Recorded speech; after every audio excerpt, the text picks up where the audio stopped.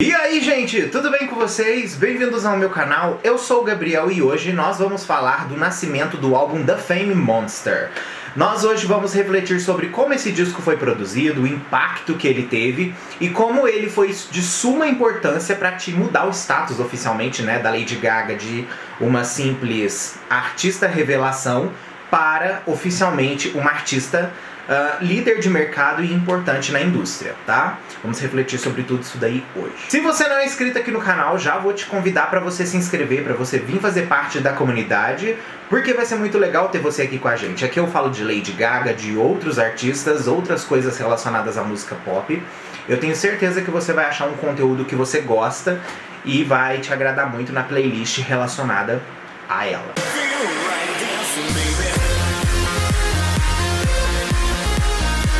Bom, pra gente poder começar a falar do álbum The Fame Monster, né? Vamos fazer uma reflexão sobre a importância desse álbum na carreira da Lady Gaga, né? O The Fame Monster veio em um momento da carreira dela em que ela teve uma super explosão no mercado musical. Isso oficialmente transforma ela em uma artista revelação, principalmente por causa que ela estava iniciando a carreira dela oficialmente como recording artist, ou seja, lançando discos, né? O que esse álbum realmente fez por ela, né, foi que ele mudou completamente o status dela de artista revelação para oficialmente uma lenda da música, né? Ele transparece originalidade, ele assim tem temas bem diferentes do primeiro álbum. E por mais que ele tenha sido lançado como um relançamento do primeiro disco, a Gaga interpreta esse álbum como o segundo disco da carreira dela. Por mais, como eu disse, que ele seja relançamento. Então, bom, vamos começar falando aí sobre os antes desse álbum aí acontecer. Quando a Gaga começou, né, a carreira dela em 2008 e ela teve a grande ascensão musical dela, era bem notório que o sucesso dela não ficaria restrito a somente uma música, né? Ela conseguiu emplacar seguidamente várias músicas e o disco dela foi o disco mais importante daquele ano. Uma coisa interessante foi que antes da Lady Gaga oficialmente relançar o The Fame com essas faixas a mais, já era conversado esse assunto, porque com a importância que o álbum tomou, relançar o produto com algumas coisas a mais era uma coisa interessante de se fazer. Era uma forma de alavancar mais ainda as vendas do álbum e também oferecer um pouco mais de material novo referente àquele disco. Só que a Gaga, ela tinha um pensamento um tanto oposto a fazer esse tipo de coisa. A Gaga já estava planejando lançar um novo álbum, tanto que ela já estava trabalhando em faixas desse novo álbum dela. E quando esse assunto veio à tona na festa de lançamento daqueles fones de ouvidos que ela lançou no ano de 2009, ela acabou comentando sobre essa possibilidade. Ela disse que achava que os relançamentos eram coisas injustas, porque os artistas lançam singles, um álbum, na tentativa de manter o disco mais em alta. A gravadora dela só queria adicionar 3 faixas, mas para a Gaga se tornou uma coisa muito maior. Para ela sentia como um novo material, como um novo álbum. É por isso que ela conta o disco como um segundo álbum de estúdio, porque ela realmente viveu um momento da vida dela e ela contou uma nova história, por mais que dentro de um relançamento. Quando a Lady Gaga falou a primeira vez sobre a decisão do título, né, desse relançamento ser The Fame Monster, ela falou que foi muito coincidência até o título do próprio fone de ouvido, né? Que o fone de ouvido ele se chamava Heartbeat e ela disse que já tinha uma música composta com o título de Monster, então que foi realmente uma coisa que só linkou ao que ela já estava produzindo. Pra vocês terem uma ideia, quando ela tava já dando spoiler sobre o que a gente ia escutar nesse novo projeto dela, né? Ela disse que ele seria o lado ruim do que o primeiro álbum ofereceu. Ou seja, ela tava vivendo um momento que ela tava muito obcecada por filmes de monstros, por momentos de celebridades caídas e outras coisas do tipo. E ela conceituou todas essas músicas dentro deste universo. Como eu disse, o oposto do que o primeiro falava, que era sobre fama, opulência, oportunidades. esse já vem em conta o lado ruim daquilo tudo ali que foi oferecido no primeiro disco. Literalmente fazendo um som de yin e yang, né? De luz e trevas sobre aquele momento. No quesito da imagem, ficou bem claro que a Gaga realmente queria passar uma coisa mais obscura. E essa obscuridade dela refletiu completamente nos visuais que ela levou por mais 3 anos ali. Como eu disse, ela sentia que as experiências que ela tinha tido durante aqueles anos anteriores mostraram muito para ela sobre o que ela realmente devia falar para as pessoas, que eram o preço do que ela estava vivendo. Porque aos olhos do público, a fama que ela conquistou, tudo que ela fez na vida dela, parecia um conto de fadas, de rápido que foi, da importância que ela teve em muito pouco tempo, né? E ela chegar e discutir um assunto desse tão explicitamente já aí num relançamento ainda do primeiro álbum, era uma coisa tipo que ia dar um choque no público, e acabou que as pessoas ficaram mais apaixonadas ainda pela qualidade e o trabalho da Lady Gaga. O álbum não ficou tão distante da realidade do primeiro álbum. Ela trabalhou com pessoas que ela já tinha feito produções antes. Pessoas essas que foram Red One, Ron Fair, Fernando Garibay, o Rodney Jerkins, ou seja, o Dark Child, o Ted Healy e o Space Cowboy. Um fato interessante sobre a produção musical desse disco, que difere totalmente do primeiro, é que por mais que ele seja eletrônico, ele engloba novas coisas em muito pouco número de faixas, né? Por mais que sejam 8 faixas apenas, a Gaga ela se aventurou em muitas coisas que depois a gente teve um trabalho inteiro, que foi o Born This Way, baseado naquele produto ali. E é interessante a gente refletir sobre isso já de uma vez, porque ninguém faz esse link muitas vezes. As pessoas não linkam que o The Fame Monster, de certa forma, ele foi uma prévia do que a gente poderia ouvir no Born This Way de uma forma muito mais lapidada. Porque, como eu disse, o The Fame Monster ele falava de uma forma mais pessoal o lado ruim da fama, mas musicalmente você assemelha muito ele ao Born This Way, né? Só que o Born This Way é mais lapidado, como eu disse. Claramente você nota influências de Michael Jackson, Rolling Stones, né? ABBA, enfim, aquela fase glam rock também muito forte nas influências do disco. E a Gaga se aventurou muito nisso. A Gaga sempre teve muito essa cara oitentista nas coisas que ela produzia. E digamos que foi diferente do que o primeiro álbum ofereceu ali, porque nesse projeto você vê claramente que as músicas têm timbres completamente diferentes e que deixaram atemporais as canções. Eu até falo que eu acho que o The Fame Monster ele foi o precursor do que hoje em dia a gente chama de farofa. Só que ele a gente não considera farofa por ele ter sido o precursor, ou seja, o primeiro a tomar aquela forma ali. Porque tudo que veio depois do The Fame Monster, eles tentaram fazer o The Fame Monster. Entendeu? Você vê que claramente os temas viraram muito o que o The Fame Monster falava, a composição de todas as instrumentações das músicas que vieram depois ficaram muito no status do The Fame Monster. Então assim, teve um grande impacto comercial. Uma das coisas super interessantes sobre o álbum The Fame Monster é que a Lady Gaga nas músicas ela usou muitas referências sobre zumbis, sobre filmes de terror e coisas do tipo, como por exemplo na música Monster que ela fala ele comeu meu coração, em Dancing in the Dark que ela fala silicone, soro, veneno, injete isso em mim, enfim, você pega oficialmente que essas músicas elas têm um olho para pessoas que de certa forma tiveram fins trágicos dentro da indústria, né? Como por exemplo Marilyn Manson, Judy Garland, Princesa Diana e afins todo desse tipo de núcleo aí. O primeiro single desse disco, que inclusive se tornou uma das músicas mais tocadas da década passada, foi Bad Romance. Essa música ela é de certa forma a fan favorite de todos da Lady Gaga. E assim, particularmente, eu não sou fã de Bad Romance, gente. Essa música eu não gosto. Eu acho que é por causa que eu ouvi tanto que eu não aguento escutar mais.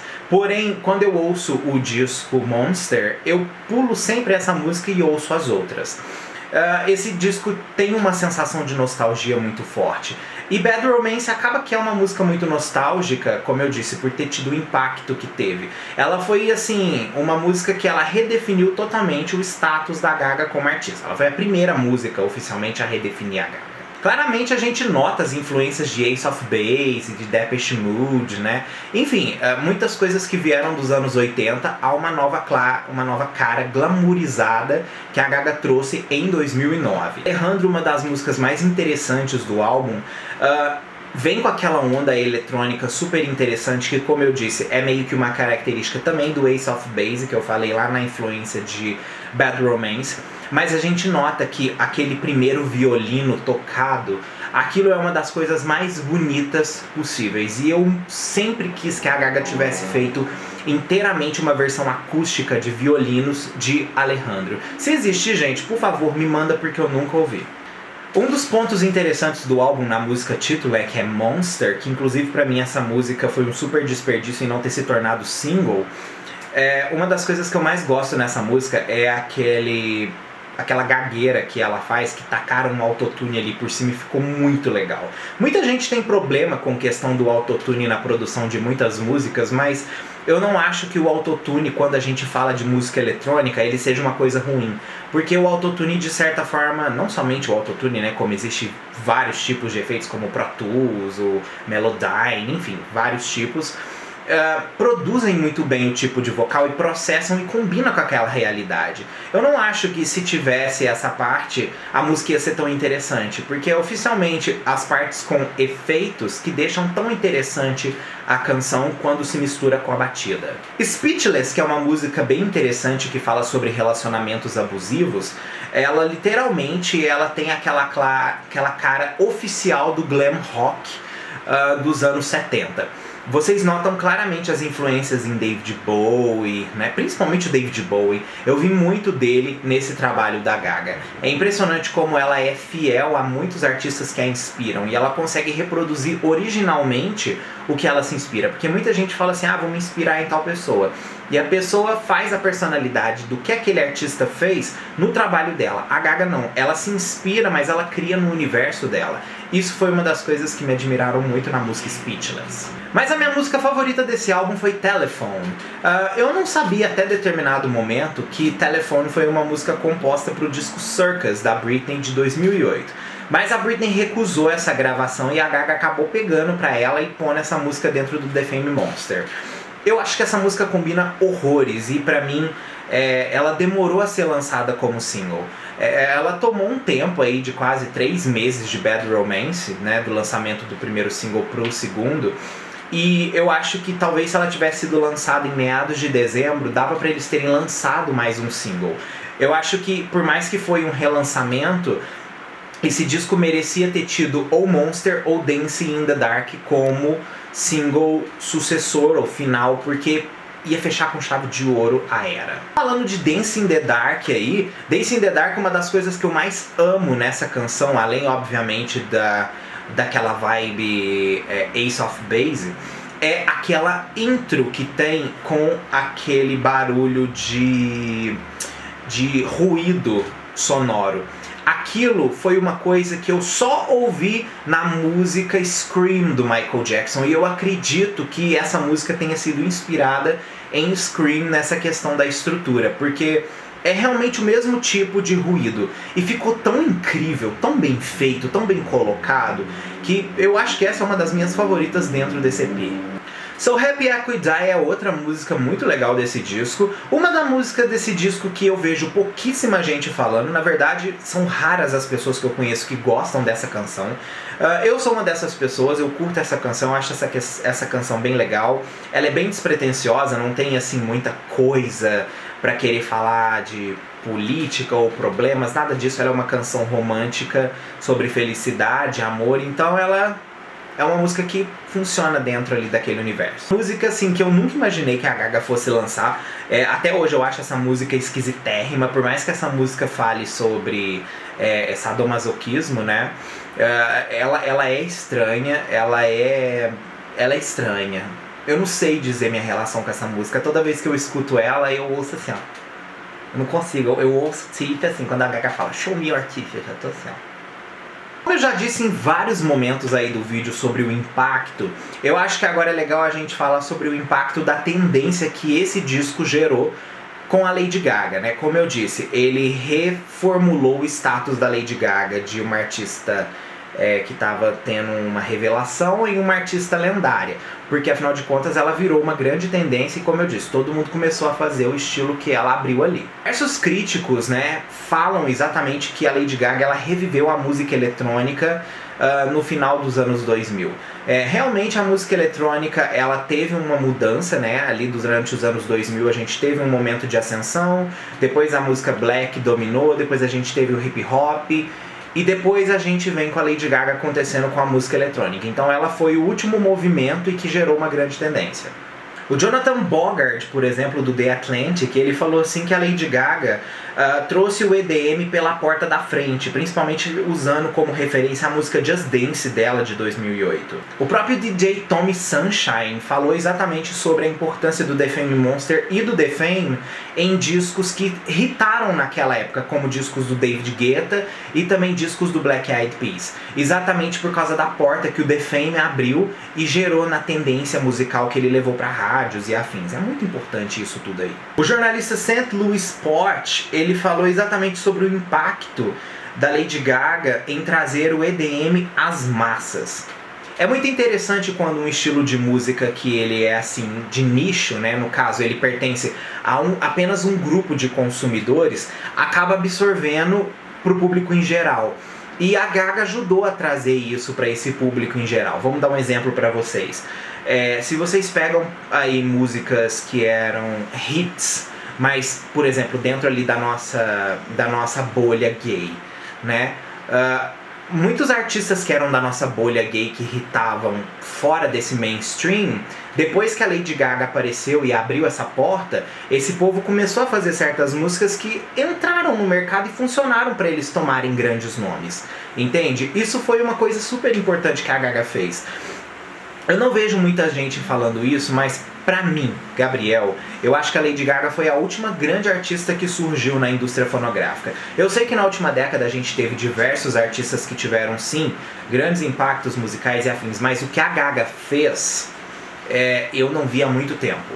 Era uma coisa exatamente que o impacto tipo da Britney que teve no começo dos anos 2000, de fazer realmente uma porta de tendência de todo mundo querer fazer aquele estereótipo. E a Gaga claramente seguiu nessa onda. Outras pessoas também muito importantes falaram em como a Lady Gaga ela trouxe de volta uma ambição para as pessoas produzirem música pop. E isso foi muito importante porque o pop dominou muito mais na década passada, né, na década aí de 2010 até 2019, exatamente por causa desse tipo de ambição que a Lady Gaga fez. Obviamente, essa busca pelo sucesso, essa busca por conquistar certas coisas, tudo isso foi uma coisa que a Gaga lutou muito naquele momento da carreira dela, e quando ela atingiu aquilo, virou uma porta para outras pessoas. Enfim, gente, não tem como negar que esse disco da Lady Gaga foi um dos grandes momentos que aconteceram na indústria da década passada. Eu pergunto agora pra vocês qual é a faixa predileta de vocês desse disco. Particularmente, como eu disse, eu só pulo Bad Romance e o resto tudo eu escuto. Tiff eu não escuto não. Telefone é minha favorita, vou botar assim. Conta pra mim qual que é a sua favorita desse disco aí. Conta pra mim a sua história relacionada a esse álbum. E conta por que esse disco foi tão importante na sua vida, que eu tenho certeza que você tá assistindo deve ter um apreço muito grande por esse álbum. Principalmente se você for fã da Gaga, porque esse álbum, ele é muito importante, mesmo para os fãs. Ele tem uma perspectiva libertadora gigantesca, tanto quanto Born This Way. Conta pra mim, quero saber da sua relação com esse álbum, tá bom? Beijo gigante pra vocês e até o próximo vídeo nosso. Aí.